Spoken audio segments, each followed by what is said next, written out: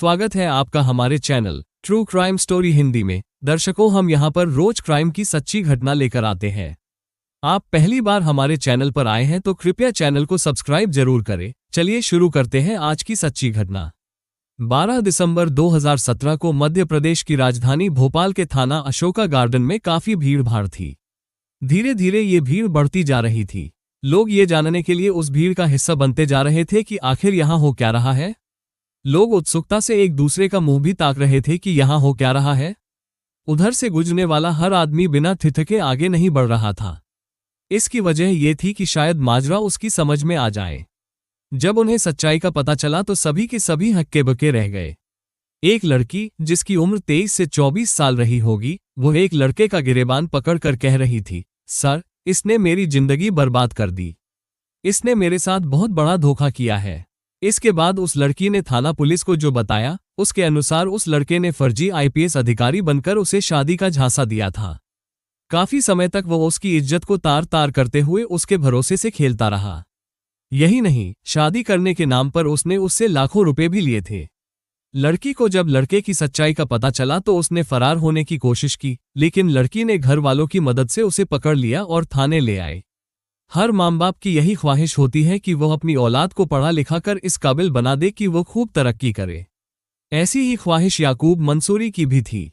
वो अपनी बेटी ज़ैबा को गेट की तैयारी करवा रहे थे। जबकि मुसलमानों में आमतौर पर यही माना जाता है कि लड़कियों को ज्यादा पढ़ा लिखा कर उनसे नौकरी थोड़ी ही करानी है, लेकिन याकूब मंसूरी की सोच इसके विपरीत थी। वो ज़ैबा को पढ़ा लिखा कर कुछ करने के लिए प्रेरित करने के साथ साथ हर तरह से उसकी मदद भी कर रहे थे। ज़ैबा मंसूरी भी अपने वालिद के सपनों को साकार करने में पूरी ईमानदारी से जुटी थी। वो परीक्षा की तैयारी मेहनत से कर रही थी। वो पढ़ने में भी काफी होशियार थी। उसे पूरी उम्मीद थी कि इस साल वो गेट की परीक्षा पास कर लेगी। इसके लिए वो रात दिन मेहनत कर रही थी। लेकिन जो सपने उसने बुने थे, उस पर समीर खान की नजर लग गई। जवान होती लड़की के लिए हर माँ बाप की यही ख्वाहिश होती है कि उनकी बेटी के लिए किसी भी तरह एक अच्छा सा लड़का मिल जाए। इसके लिए माँ बाप लड़के वालों की तमाम तरह की मांगों को पूरी करने की कोशिश भी करते हैं। अच्छे रिश्ते के लिए ही याकूब मंसूरी ने शादी.com पर बेटी ज़ैबा की प्रोफाइल बनाई थी। उन्होंने ऐसा बेटी के सुखद भविष्य के लिए किया था, लेकिन हो गया उल्टा। शायद इसीलिए जहां शादी की शहनाई बजनी थी, वहां अब मातम पसरा था। समाज में आज इतना बदलाव आ गया है कि लड़के लड़कियां अपनी पसंद से शादी करने लगे हैं। इसमें कोई बुराई भी नहीं है, क्योंकि जब लड़के और लड़की को जीवन भर साथ रहना है तो पसंद भी उन्हीं की होनी चाहिए। इसीलिए अब परिचय सम्मेलन आयोजित किए जाने लगे हैं। इससे सबसे बड़ा फायदा ये हुआ है कि लड़के के साथ लड़की को भी अपनी पसंद का जीवन साथी मिल जाता है। चूंकि जमाना हाईटेक हो चुका है, इसलिए अब विवाह के लिए जीवन साथी तलाशने का काम ऑनलाइन भी होने लगा है। कई प्लेटफॉर्म लोगों की शादी के लिए अच्छा जरिया बन गए हैं। ज़ैबा मंसूरी ने थाना अशोका गार्डन पुलिस को जो तहरीर दी थी, उसके अनुसार शादी के नाम पर उसके साथ धोखा हुआ था। ज़ैबा ने नए साल में अपने लिए तरह तरह के जो अरमान पाले थे, नए साल के कुछ दिनों पहले ही उसके साथ जो हुआ, उससे उसके सारे अरमान एक ही झटके में चकनाचूर हो गए। उसने क्या सोचा था और उसके साथ क्या हो गया। शादी के नाम पर उस लड़के ने उसके साथ बहुत भयानक खेल खेला था, जिसे वह चाहकर भी इस जन्म में नहीं भुला पाएगी। ज़ैबा ने जो शिकायत दर्ज कराई है, उसके अनुसार उसके शादी के नाम पर धोखा खाने की कहानी कुछ इस प्रकार है। ज़ैबा प्रतियोगी परीक्षा गेट की तैयारी कर रही थी। जवान होती बेटी की शादी के लिए पिता याकूब मंसूरी ने शादी.com पर प्रोफाइल बना दी थी। शादी.com के जरिए शादी के लिए उसकी प्रोफाइल पर एक रिक्वेस्ट आए। रिक्वेस्ट में दिए मोबाइल नंबर पर याकूब मंसूरी ने बात की। इस बातचीत में उसने अपना नाम समीर खान बताया था।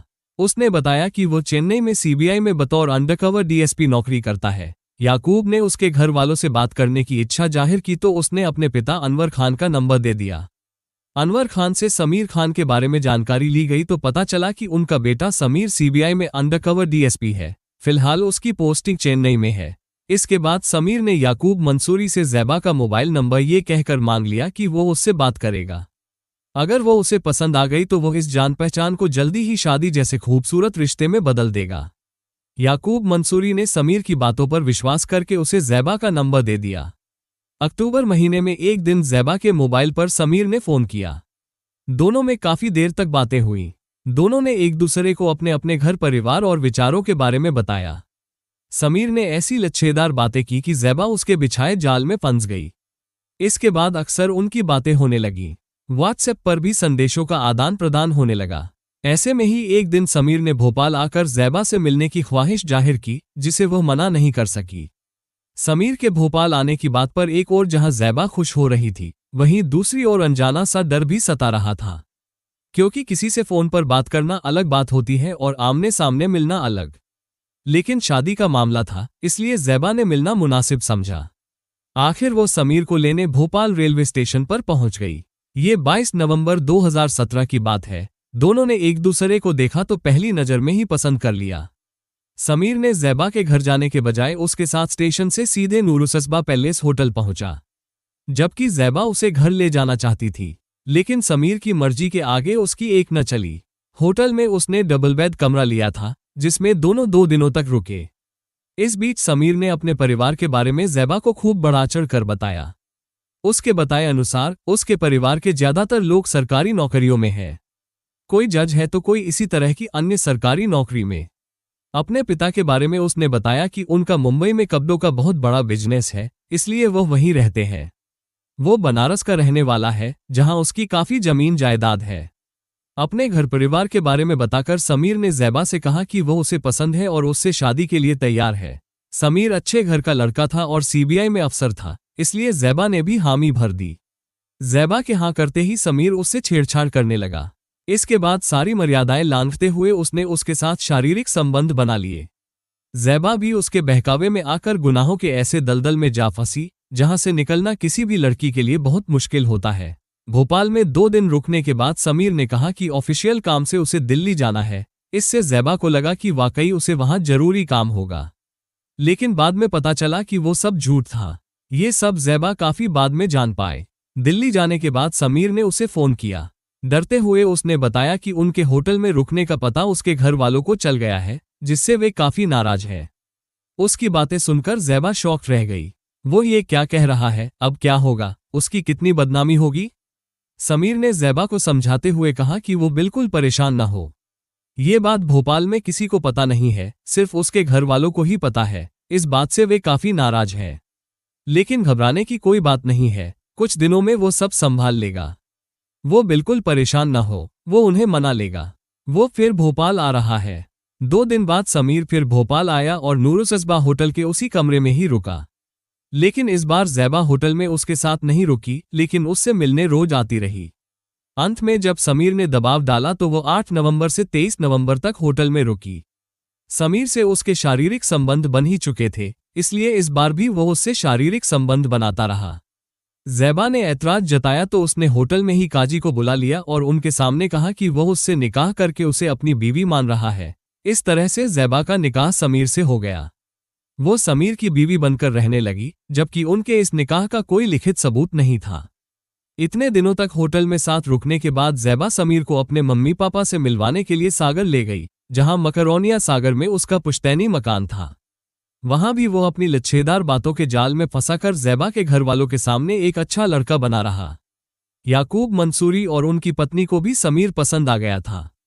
अब इस रिश्ते में कोई अड़चन नहीं थी। कुछ समय तक सागर में रुककर दोनों भोपाल लौट आए। समीर भोपाल स्थित ज़ैबा के घर पर भी कई दिनों तक रुका। वहां भी दोनों ने जिस्मानी रिश्ते बनाए। समीर ने ज़ैबा के साथ साथ उसके घर वालों को भी इस बात का पक्का यकीन दिला दिया था कि वो सीबीआई में अंडरकवर डीएसपी है और उसका सिलेक्शन आईपीएस के रूप में हो गया है, जिसकी ट्रेनिंग हैदराबाद में होनी है।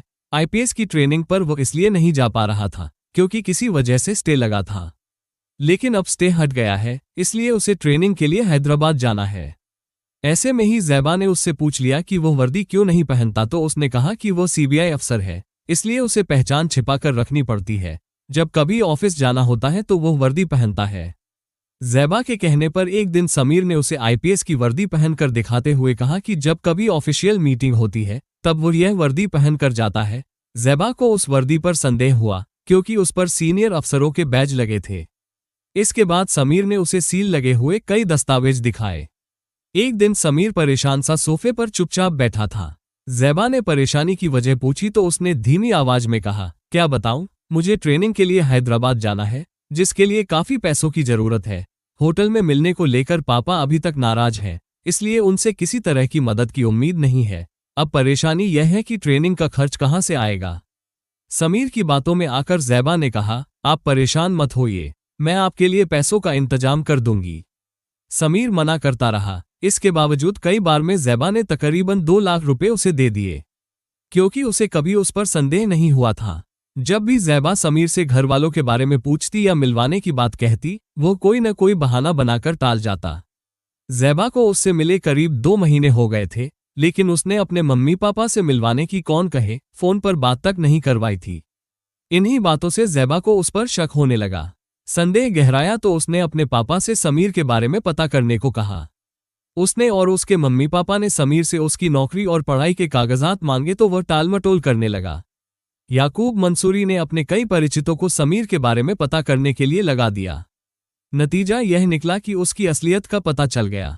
समीर को पता नहीं कैसे भनक लग गई कि उसकी पोल खुल गई है। वो अपना बैग लेकर घर से भागने की फिराक में था। तभी ज़ैबा ने कहा, समीर, हमें तुम्हारी असलियत का पता चल गया है। अब मैं तुम्हें पुलिस के हवाले करूंगी, जिससे तुम्हारी जिंदगी जेल में कटेगी। समीर डर गया। उसने कहा, अगर तुम लोगों ने मेरी शिकायत पुलिस में की तो मैं तुम सभी को जान से मार दूंगा। लेकिन उसकी इस धमकी से न ज़ैबा डरी और न उसके मम्मी पापा। याकूब मंसूरी ने अपने दोस्तों की मदद से समीर को पकड़ लिया और थाना अशोका गार्डन ले गए, जहां वो खुद को पुलिस अधिकारी होने का भरोसा दिलाता रहा और वादा करता रहा कि ज़ैबा से ही शादी करेगा। लेकिन शादी का झांसा देकर शारीरिक शोषण करने के साथ लाखों रुपए ऐंठने वाले समीर की असलियत ज़ैबा को पता चल गई थी, इसलिए उसने उसकी किसी बात पर भरोसा नहीं किया। मामले की नजाकत को भांपते हुए अशोका गार्डन पुलिस ने समीर को तुरंत हिरासत में ले लिया। समीर को हिरासत में लेने के बाद पुलिस ने याकूब मंसूरी के घर में रखे उसके बैग को कब्जे में लेकर तलाशी ली तो उसमें से राजीव गांधी प्रौद्योगिकी विश्वविद्यालय सीबीआई सहित कई संस्थानों की फर्जी मोहरें मिली। यही नहीं, उसके पास से डीआईजी रैंक के पुलिस अधिकारी की वर्दी भी मिली। समीर ने एक गलती यह की थी कि उसने जो वर्दी खरीदी थी वो डीआईजी रैंक के पुलिस अधिकारी की थी। 3 स्टार और अशोक चक्र लगी वर्दी को पुलिस ने कब्जे में ले लिया था। पूछताछ में उसने बताया कि यह वर्दी उसने बिहार के भागलपुर से खरीदी थी। एएसपी हितेश चौहान के अनुसार समीर अनवर खान बहुत ही शातिर दिमाग था। उसने बड़ी चालाकी से शादी.com पर अपनी प्रोफाइल बनाकर ज़ैबा मंसूरी जैसी पढ़ी लिखी लड़की को अपने जाल में फांस लिया था। बाद में पता चला कि उसने ऐसा ही कारनामा पंजाब में किया था। मध्य प्रदेश पुलिस ने पंजाब पुलिस से जानकारी हासिल की तो पता चला कि ऐसे ही मामले में वो वहां भी गिरफ्तार किया गया था। जमानत पर रिहा होने के बाद वो फरार हो गया था। पुलिस द्वारा की गई पूछताछ के अनुसार समीर मूल रूप से उत्तर प्रदेश के जिला वाराणसी का रहने वाला था। उसने दिखावे के लिए एमटेक में अप्लाई कर रखा था। उसके पिता मुंबई में झुग्गी झोपड़ी में रहते थे और फेरी में कपड़े बेचकर गुजर बसर करते थे। उसने ज़ैबा से बताया था कि वाराणसी में उसकी तमाम जमीन जायदाद है, लेकिन ये सब झूठ था। मजे की बात यह थी कि उसने पंजाब में जो धोखाधड़ी की थी उसमें उसने 40 से 50 लाख रुपए की चपत लगाई थी, लेकिन कहीं से भी नहीं लगता था कि इतना पैसा उसके पास होगा।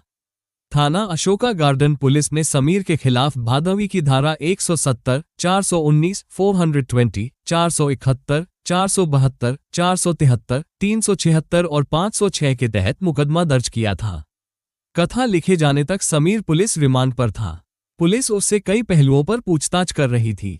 पुलिस द्वारा की गई पूछताछ में समीर ने जो बताया है उससे जाहिर होता है कि वो छोटा मोटा अपराधी नहीं है। समीर कितना शातिर दिमाग है, इस बात का अंदाजा इसी बात से लगाया जा सकता है कि वह भोपाल के सबसे मशहूर होटल नूरुसस्बा में 2 नवंबर 2017 से 23 नवंबर 2017 तक लड़की के साथ रुका रहा, लेकिन होटल प्रबंधन को उसकी कारगुजारियों की तनिक भी भनक नहीं लगी। वो इतने बड़े होटल को लाखों का चूना लगाकर रफूचक्कर हो गया था। अच्छा हुआ कि वक्त रहते ज़ैबा मंसूरी को उस पर शक हो गया, वरना हाथ से निकलने के बाद फिर शायद ही कभी वो चंगुल में फंसता। नूरुसस्बा पैलेस होटल में 20 दिनों से ज्यादा रहने के बाद भी वो पैसे दिए बिना वहां से फरार हो गया था। होटल प्रबंधन के बताए अनुसार 2 नवंबर से 23 नवंबर 2017 तक होटल में रहने और खाने पीने का बिल 2,15,311 रुपये बना था। समीर ने चालाकी से काम लेते हुए होटल प्रबंधन को भरोसे में लेने के लिए 20,000 रुपये एडवांस जमा करा दिए थे। उसे वहां 24 नवंबर तक रुकना था, लेकिन एक दिन पहले ही वह अपना बोरिया बिस्तर समेटकर वहां से चलता बना। समीर के बताए अनुसार उसने पंजाब के कपूरथला में भी एक बीएससी की छात्रा के साथ जालसाजी की थी। वहां भी उसने कुछ ऐसी ही कहानी गढ़ी थी। उसने वहां बताया था कि उसका सिलेक्शन आईएएस में हो गया है, इस तरह उसके बहकावे में आकर उस लड़की ने समीर से सन 2016 में निकाह कर लिया था। वहां उसने अपना नाम शमशेर बताया था। जब फर्जी आईएएस का झूठ सामने आया तो कपूरथला के थाना फगवाड़ा पुलिस ने जनवरी 2016 में शमशेर के खिलाफ धोखाधड़ी, दहेज अधिनियम और धमकाने की धाराओं में मुकदमा दर्ज करके उसे गिरफ्तार कर लिया था। शमशेर उर्फ समीर वहां 2 महीने तक जेल में बंद रहा। उसकी दादी ने जमानत कराई तो जेल से बाहर आते ही वो फरार हो गया। अब देखना यह है कि मध्य प्रदेश के साथ साथ पंजाब पुलिस समीर उर्फ शमशेर को धोखाधड़ी, पैसे ऐंठने, शारीरिक शोषण और फर्जी पदों का गलत इस्तेमाल करने के अपराध में कितनी सजा दिलवा सकती है। पुलिस ये भी पता कर रही है कि यह काम समीर अकेला ही करता था या उसके साथ और कोई भी था। मिलते हैं दर्शकों एक और सच्ची कहानी लेकर, तब तक अपना ख्याल रखें और जुर्म के खिलाफ लड़ने की इस मुहिम में हमारा साथ देने के लिए कृपया चैनल को सब्सक्राइब और वीडियो को लाइक जरूर करें। जय हिंद।